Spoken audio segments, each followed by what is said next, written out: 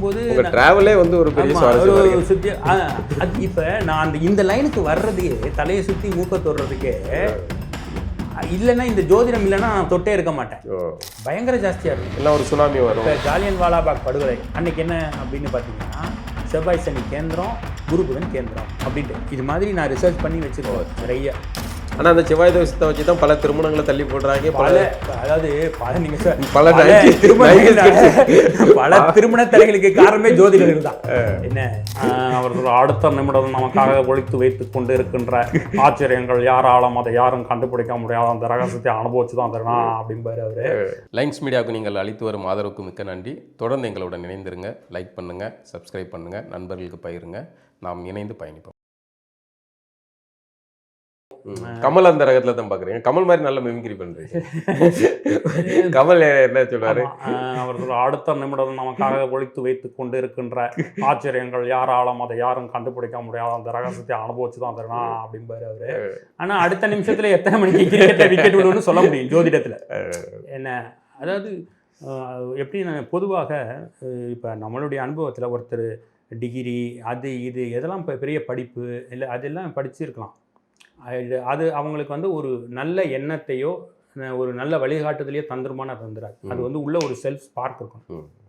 இப்போ அது இருந்துச்சுன்னா தான் ஒரு நல்ல இந்த மெய்ஞான விஷயங்களை, அதனால தான் இது சொன்னாங்க மெய்ஞானம்னு சொன்னாங்க. உண்மையான ஞானம்ங்கிறது அதை புரிந்து கொள்ள முடியும். அதை புரிந்து கொள்ள முடியாதவங்களுக்கு வந்து ஒரு திரை இருக்கிற மாதிரி தான். அதனால என்னென்னா நாத்திகர்களில் வந்து இதை கற்றுக்கிட்டு உடனடியாக கிரிக்கெட்டில் வந்து விக்கெட்டை ப்ரிடிக்ட் பண்ணிவிட்டு ஆமாம் சார் இது உண்மை அங்கே எப்படி சார் இது நானும் அதான் போட்டேன் நீங்களும் அதை தான் கனெக்ட் பண்ணியிருக்கீங்க அங்கே நான் எப்படி சார் நடந்துச்சு அதான் அது எப்படி நடக்குது அப்படிங்கிறதான் ஃபேக்டர். இப்போ யார் போட்டாலும் அதுதான் இதுதான் இயல்பானது. 2+2 4 அப்படிங்கிறது பொதுவானது. ஆமாம். இப்போ நீங்கள் வேறு ரூமில் உட்காந்துருக்கீங்க, நான் வேறு ரூமில், அவர் வேறு ரூமில் எல்லாம் உட்காந்துருக்காரு. ஒரு ஃபார்முலா ஒன்று இருக்குது. அந்த ஃபார்முலா பிரகாரம் நீங்கள் ஒரு கால்குலேஷனை போட்டுட்டு வந்துட்டு டிவி முன்னாடி உட்காருங்க, அது விழுவும். இது இப்போ வந்து இப்போ 2 பேர் 3 பேர் இல்லை, ஒரு 1000 பேர் இதை செஞ்சுட்டு இருக்காங்க. நமக்கு அடியனுக்கு தெரிஞ்ச இந்த ஜோதிடம் நீங்கள் வகுப்பு எடுக்கிறீங்களா? நான் ஃப்ரீயாக தான் நேரம் கிடைக்கும் போது வகுப்பு எடுக்கிறேன். அது மாத்திரம் இல்லாமல் இந்த ஃபேஸ்புக்கில் அது எப்படி செய்யறதுன்னு நான் போட்டுறேன். நீங்கள் கம்பெனி சீக்கிரட்டை வெளியே சொல்லிடுறீங்க. நான் கம்பெனி இல்லை, அதாவது இந்த ஜோதிடம் படிக்க அது ஒரு இன்ட்ரெஸ்டான சப்ஜெக்ட் சார். அது எனக்கு புரியாத ஒரு விஷயங்கள்ல ஒன்று வந்து ஏன் இதை இவ்வளவு பேர் அதோ ஒரு வன்மத்தோடையும் வெறுப்போடையும் எப்படியாவது திட்டிடணும், எப்படியாவது இதை வந்து நசிக்கிறணும்னு ஏன் அது என்னன்னு கற்றுக்கிட்டா அவங்களுக்கே ஒரு இன்ட்ரெஸ்ட் டெவலப் ஆகும். உண்மைதான். அதை வந்து செஞ்சு பார்க்கலாம். வேறு ஒன்றும் இல்லை சார். இப்போ நீங்கள் ஒரு சார் எப்படி படம் வரைகிறீங்கன்னு நான் பார்த்துட்டு இது நல்லா இருக்கு, நானும் ஒரு கார்ட்டூன் படம் போட முடியுமான்னு ட்ரை பண்றது ஒரு அழகான இயல்பான விஷயம் இல்லை. எல்லாரும் வரும்போதே இது இந்த எல்லாத்தையும் தெரிஞ்சுட்டா வர்றாங்க அப்படி இல்லையா? இப்போ நான் வந்து ஆர்க் Lakshman sir, Madan sir, Mathi sir, இவங்களுடைய உதயன் இவங்களோட இதை பார்த்தேன். எப்படி வரைகிறாங்க அவங்க கார்ட்டூனை தொடர்ந்து பார்க்குறோம். அப்போ அது மாதிரி நம்ம வரைஞ்சி பார்க்குறோம், அது வசப்படுது. அது வரையலைன்னா வரையாம இது எப்படிங்க வரைகிறதுனா வராது. அது மதன் சார் கார்ட்டூனில் நான் என்னோட ஒரு ஒப்பீனியன் சொல்கிறேன். மதன் சார் கார்ட்டூனில் ஸ்வீட் இருக்கும். ஆனால் உங்கள் பாலா சார் கார்ட்டூனில் ஸ்வீட்டும் காரமும் இருக்கும். என்ன கொஞ்சம் மருந்தும் இருக்கும், அது இப்போ ப்ராப்பராக வந்து யூஸ் பண்ணிக்க வேண்டியங்க கரெக்டாக அதை.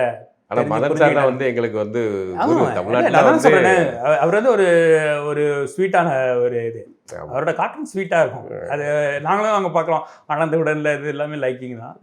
இது வந்துட்டு பாலா சாரோட கார்ட்டூன் எப்படி வந்து அதுலேருந்து டிஃபர் ஆகுதுன்னா அவர் ஸ்வீட் மட்டும் இல்லை, காரம், கொஞ்சம் மருந்து அதெல்லாமே இருக்கும். சில பேருக்கு சுக்கு கஷாயமும் இருக்கும். அதை ஒரு படம் வரைஞ்சோமா அது வந்து பவர்ஃபுல்லா இருக்கணும், எல்லாம் வரையாம அமைதியா இருக்கணும். அதான் நம்மளோட அது இம்பாக்ட் இல்லாத. இப்ப நீங்க உங்களோட ஜோதிட துறையில வந்து துல்லியமா அடிக்கிறீங்களா, நுணுக்கமா? மத்தவங்க எல்லாம் ஒரு பாலிசிக்கு அனுப்பி வைக்கிறாங்கன்னா நான் அதுல இருந்து இன்னும் இறங்கி வைப்பேன் அப்படின்னு சொல்றீங்களா? அது சுவாரஸ்யமா இருக்கு. இப்போ நீங்க ஒரு விமானியா இருக்கிறீங்க. சமீபத்தில் குஜராத்தில் ஒரு விமான விபத்து நடந்தது. அது பற்றின எதுவும் கணிப்புகள் போட்டிருக்கீங்களா? ஆமாங்க, இந்த குஜராத்தில் நடக்க போகிற விமானம் அந்த அகமதாபாத்தில் நடந்தது. அதுக்கு ஒரு வாரத்துக்கு முன்னாடி 15 நாளுக்கு முன்னாடி இந்தியாவில் வந்து விமான விபத்துக்கள் நடக்க போகுது, இந்தியாவில் நடக்க போகுதுன்னு எழுதியிருக்கேன். இது மாத்திரம் இல்லை, சைனாவில் வந்து 110 பேரோட விமான விபத்து ஏற்படும் அப்படின்னு நம்ம முன்கணிச்சோம். 110 பேர் அந்த சைனா விபத்து. அந்த முன்கணிக்கிறத வந்து எதையாவது நிறுத்துற மாதிரி அதெல்லாம் முடியாது. அப்படி சில விஷயங்களை வந்து அதுக்கு விதி இருந்தால் நிற்கும். அதுல இருந்து 2 இருக்கு. அதாவது எதுவும் சதுரமான முட்டை உலகத்தில் கிடையாது. அதுல சில விஷயம் இல்லைன்னா சில விஷயத்தை நீங்கள் வந்து மாற்றலாம், சில விஷயத்த மாற்றவே முடியாது. எப்படி மரணம்ங்கிறத வந்து ஜோதிடத்தால் மாற்றவே முடியாது. மரணத்தை ஒத்தி போடலாம்னா ஏதாவது ஒரு நாள் 2 நாள் அந்த மாதிரி தான் முடியும்.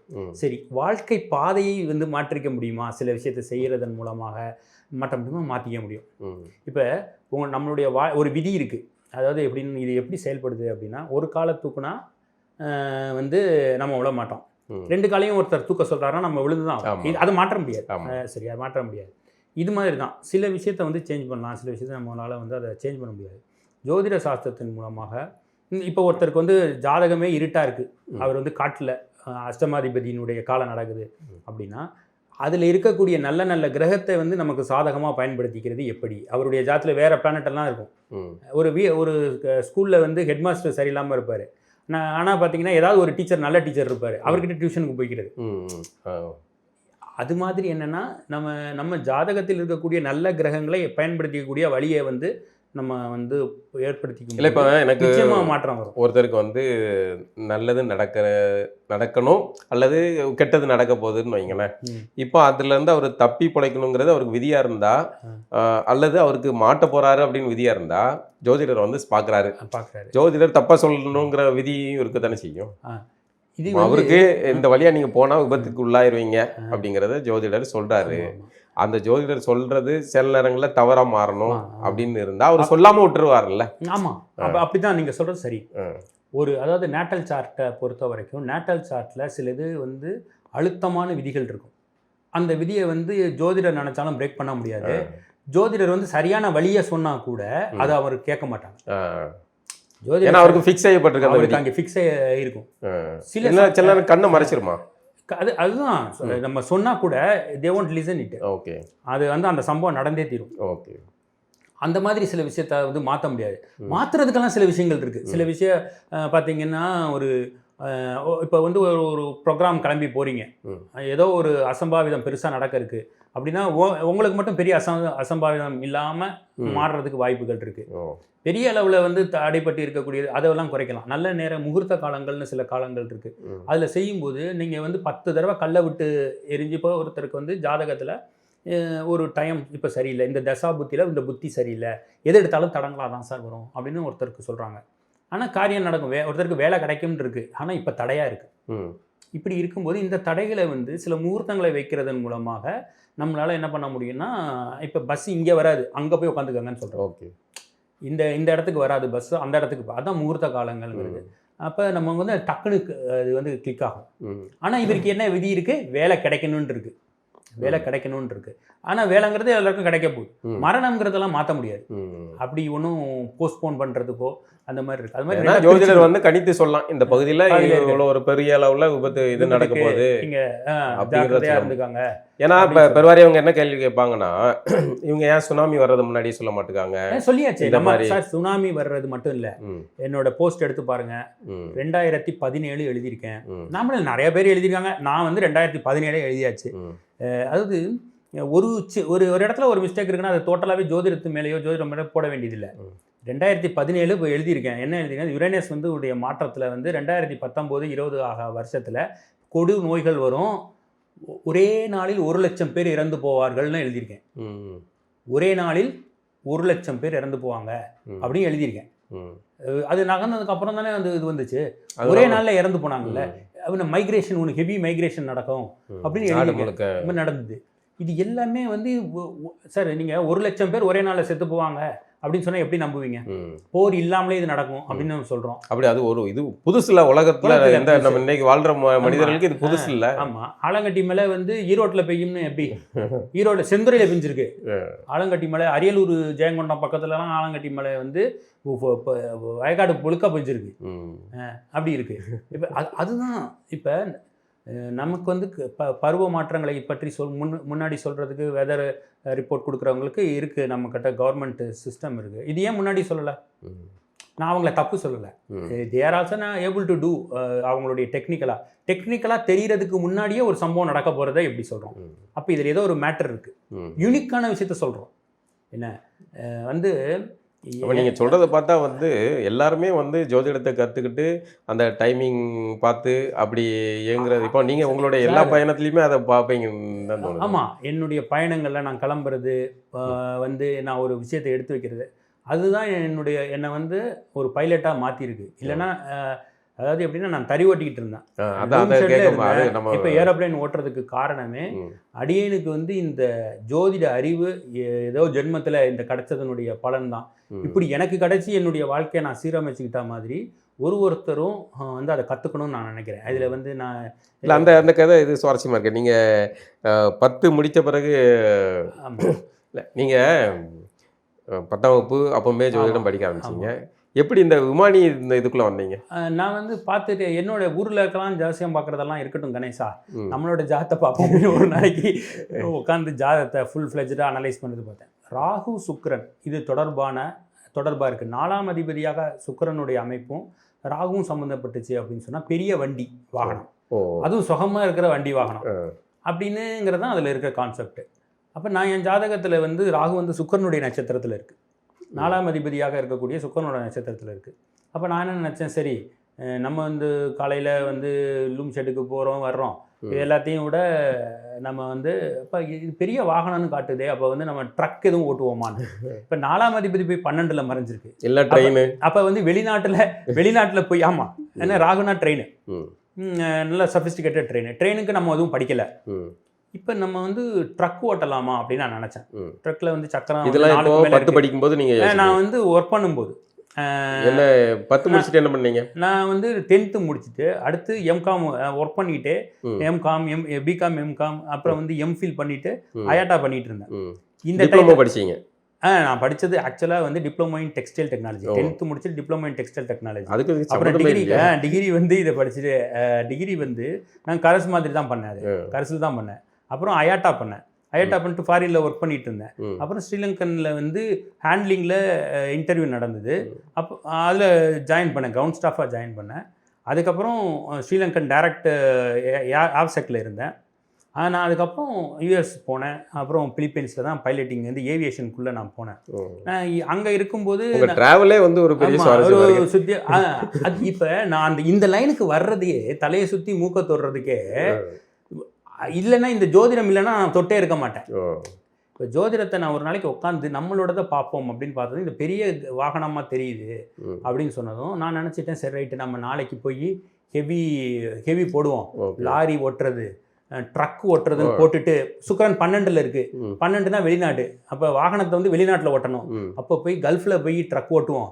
இல்லைனா அப்போ பார்த்தீங்கன்னா இந்த ஸ்வீடன் நார்வேலெல்லாம் பெரிய ட்ரக் ஓட்டுனா வந்து மாதம் 1 லட்ச ரூபாய் சம்பளம்னு சொல்கிறாங்க, நம்ம அதுக்கு போயிடலாம் அப்படின்ட்டு நான் அப்படி பிளான் பண்ணிவிட்டு நான் நடந்துட்டு இருக்கும்போது இந்த பெங்களூர் ரோடில் மார்க்கெட்டி ரோடில் போகும்போது அதில் போட்டிருந்துச்சு அயாட்டான்னு போட்டிருந்தது.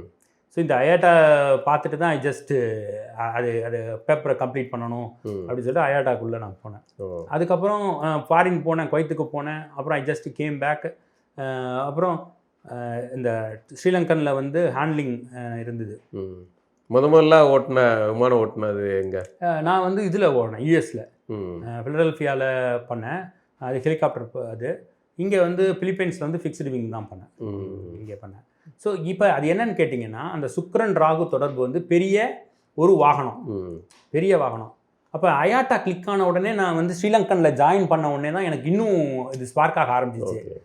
நான் வந்து டிக்கெட்டிங் அடிக்கும்போது அந்த மாதிரி டயத்துலலாம் நான் நினைப்பேன், அப்போ பெரிய வாகனத்துக்கு தான் நம்ம வேலை செஞ்சிட்ருக்கோம்.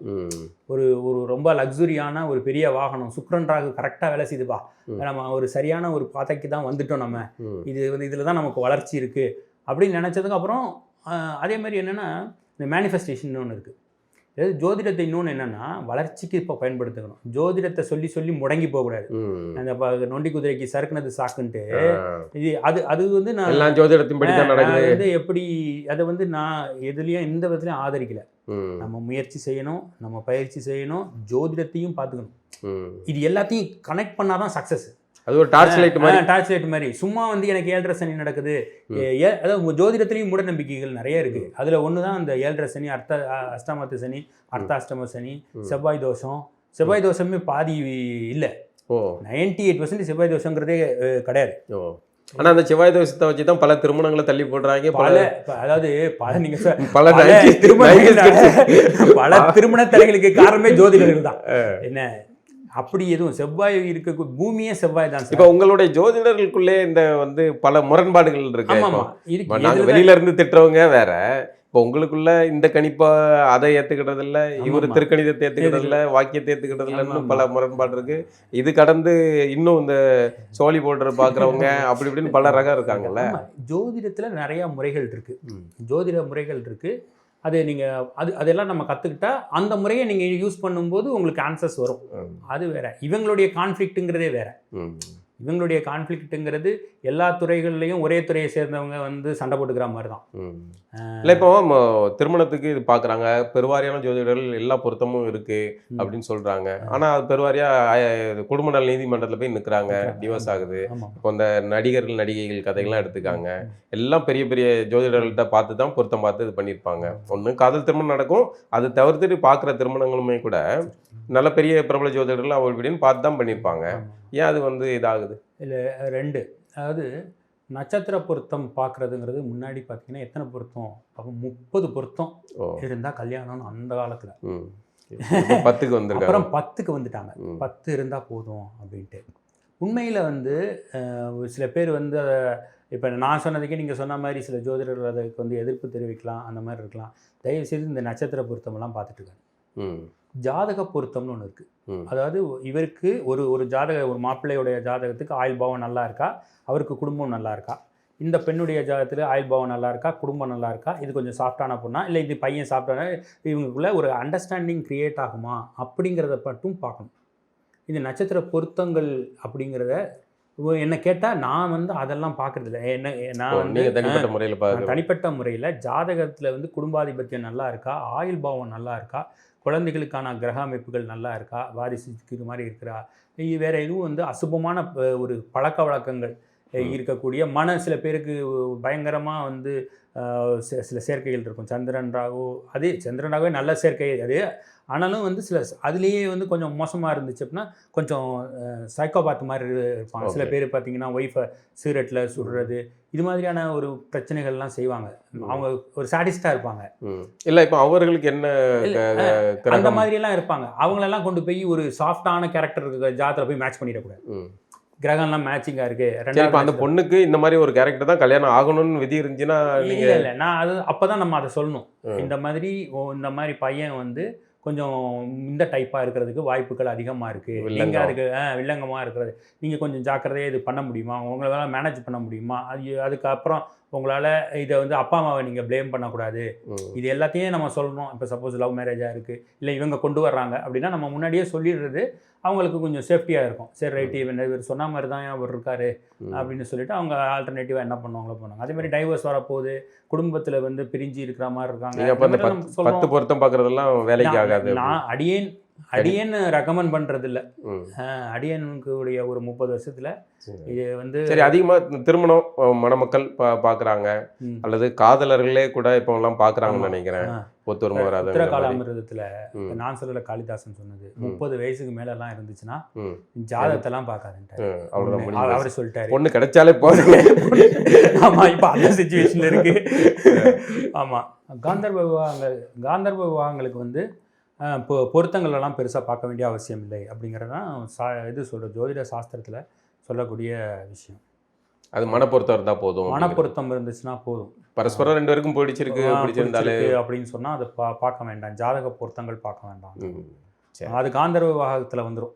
அதனால அது ரொம்ப இது பண்ண வேண்டியதில்லை. ஏன்னா கடைசியில் they are not going to, அவங்க வந்து அவங்க அப்பா அம்மாவை ப்ளேம் பண்ண போகிறது இல்லை, சொல்ல மாட்டாங்க. அப்பா அம்மா பார்த்து கல்யாணம் பண்ணி வச்சு ஏதாவது ஒரு பிரச்சனைனா பாரு என்ன எப்படி கல்யாணம் பண்ணி வச்சுட்டேன்னு சொல்ல போகிறாங்க. இப்போ 90s கிட்ஸு பார்த்தீங்கன்னா எங்கே பார்த்தாலும் ஒரே புலம்பலா இருக்கு, பெண் கிடைக்கல பெண் கிடைக்கல. இப்போ தனியாக கணேசா குமாருக்கு பெண் கிடைக்கலங்கிறது வேற, பாலாக்கு கிடைக்கலங்கிறது வேற அப்படின்னா வேற. ஆனால் ஒரு 90களில் பிறந்த மொத்த பேர் நிறைய பேருக்கு மொத்த பேருக்குமே வந்து ஒரு பெண் கிடைக்கிறது அப்படிங்கிறது ஒரு 90s கிட்ஸ்னாலே சிரிக்கிறாங்க. ஆமாம். அப்படி அப்படி எப்படி நடக்க முடியும்?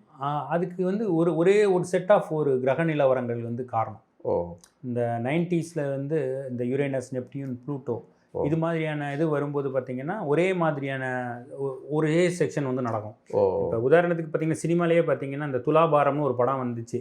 அந்த அந்த வகை அந்த பார்த்தீங்கன்னா ஒரு 10 வருஷத்துக்கு பார்த்தீங்கன்னா இந்த சோக கீதமாகவே இருக்கும் அந்த சினிமா.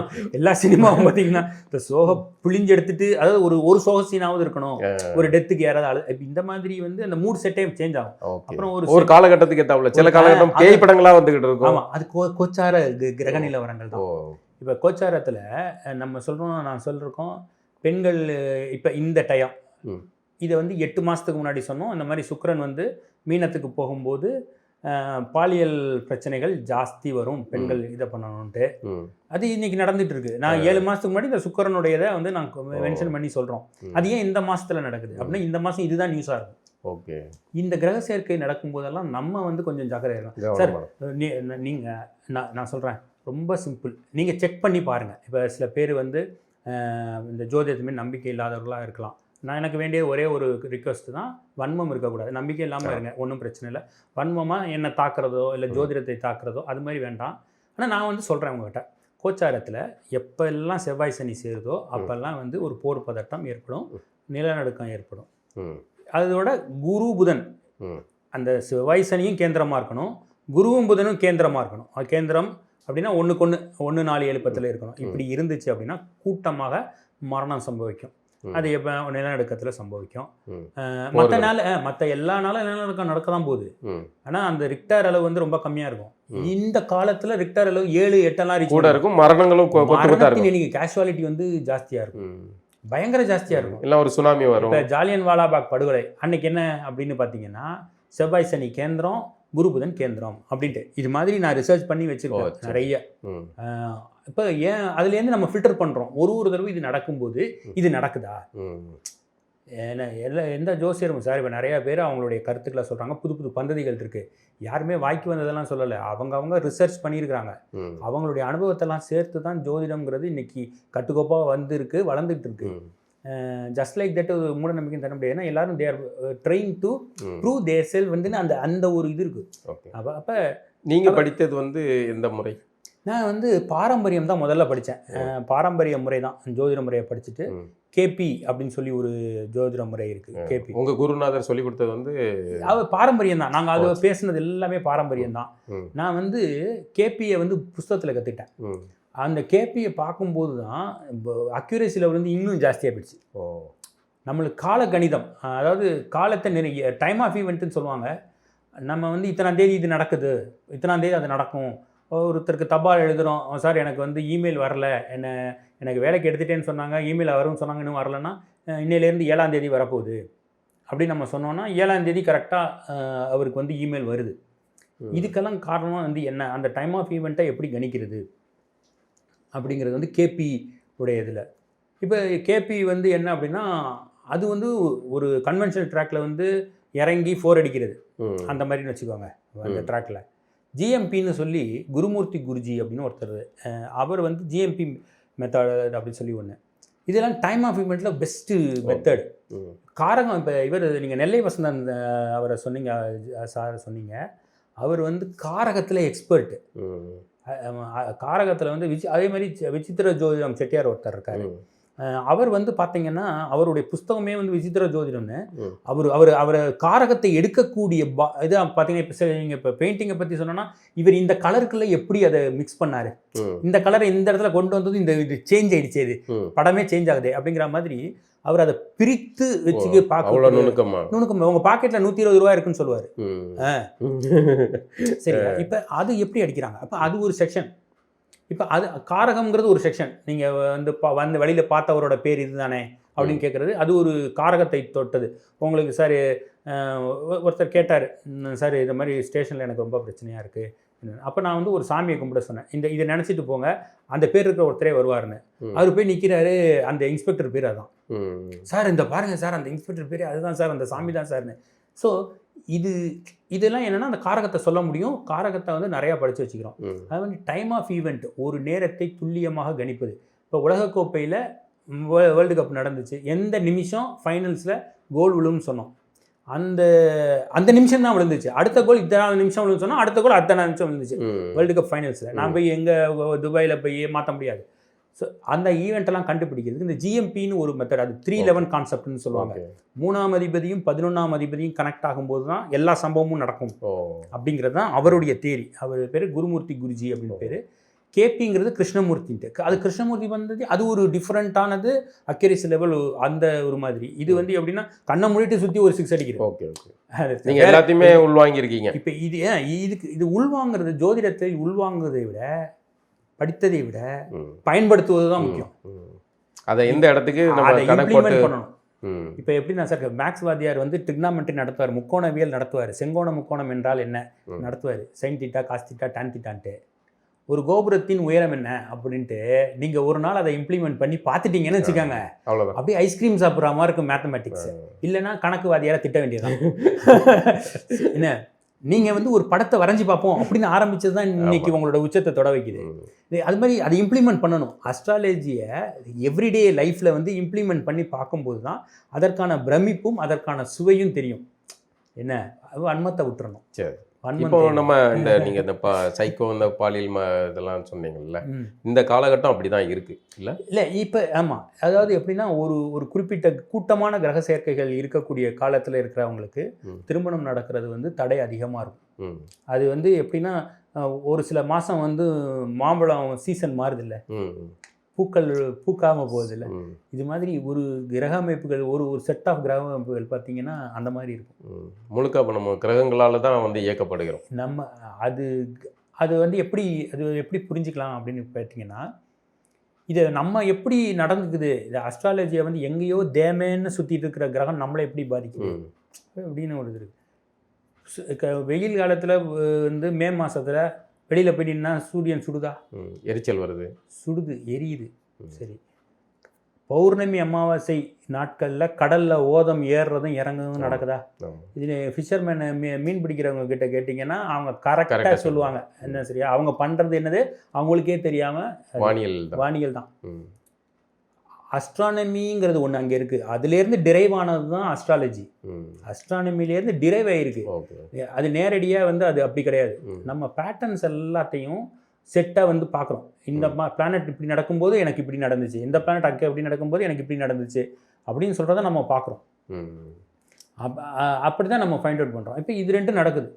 லூனார் புல்லுன்னே சொல்கிறாங்க, கடலில் வந்து இழுக்கிறதுக்கு, அந்த ஓதம் நடக்கிறதுக்கு, ஏறுறதுக்கு, இதுக்கெல்லாம் காரணம். அதெல்லாம் நம்மளுடைய மனநிலையை மாற்றத்தை உண்டு பண்ணதில்லை. இது வந்து நம்மளுடைய மனநிலையும் மாற்றும். எல்லா உயிரினத்தையும் ஒரு மாற்றத்தை உருவாக்கும்.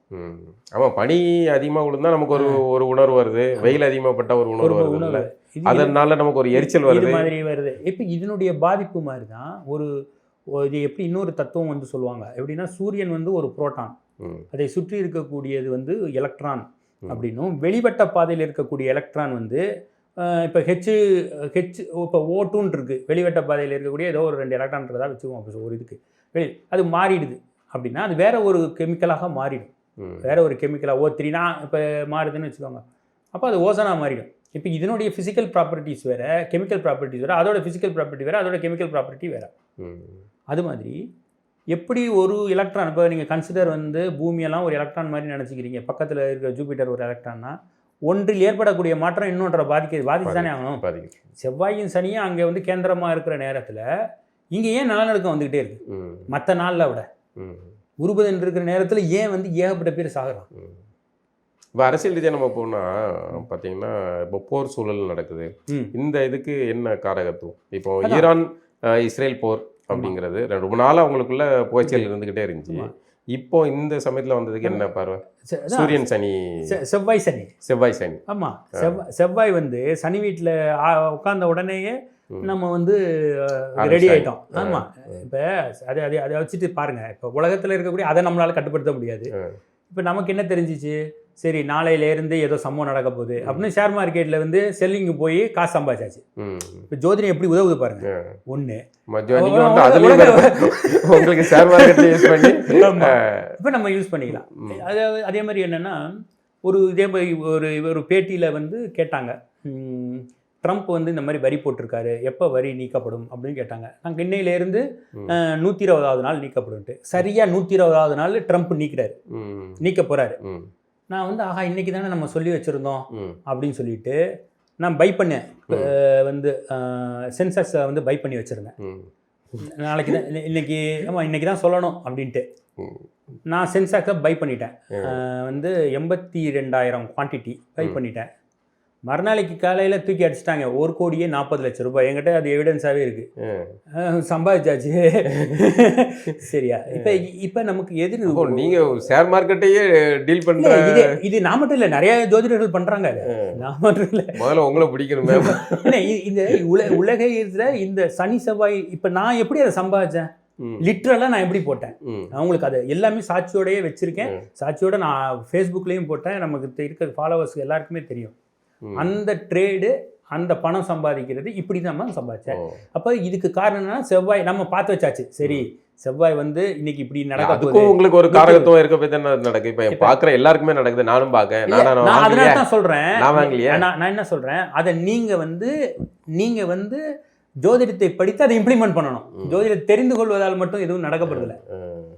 அதாவது அதுதான் இந்த படத்தில் கூட, மேட்ரிக்ஸ் படத்தில் கூட ஒரு வார்த்தை வரும்.